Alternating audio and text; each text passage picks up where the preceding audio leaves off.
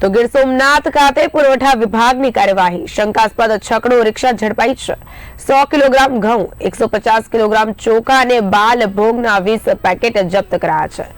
રિક્ષા ચાલક દાદા મિયા હાસમ અલી કાદરીની પૂછપરછ શરૂ કરવામાં આવી છે। સાથે જ એનએફએસએ રેશન કાર્ડ ધારકો પાસેથી અનાજ ખરીદ્યાની કબૂલાત કરવામાં આવી છે। કુલ 56,850 નો મુદ્દામાલ સીઝ કરાયો છે। સાથે સાથે પુરવઠા વિભાગે આગળની વધુ તપાસ હાથ ધરી છે।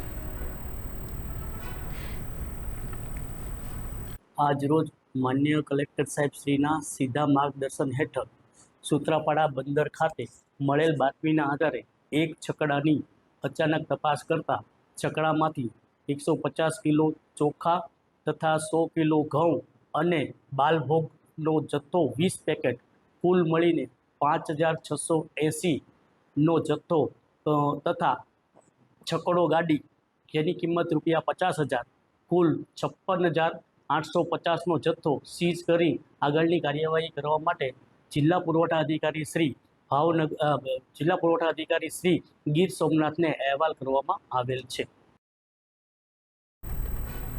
ગીર સોમનાથ ખાતેથી મહત્વના સમાચાર। પુરવઠા વિભાગની કાર્યવાહી, શંકાસ્પદ છકડો રિક્ષાની ધરપકડ કરાઈ છે, જેમાંથી 100 કિલોગ્રામ ઘઉં અને 150 કિલોગ્રામ ચોખા સાથે બાલભોગના 20 જેટલા પેકેટ્સ પણ જપ્ત કરાયા છે।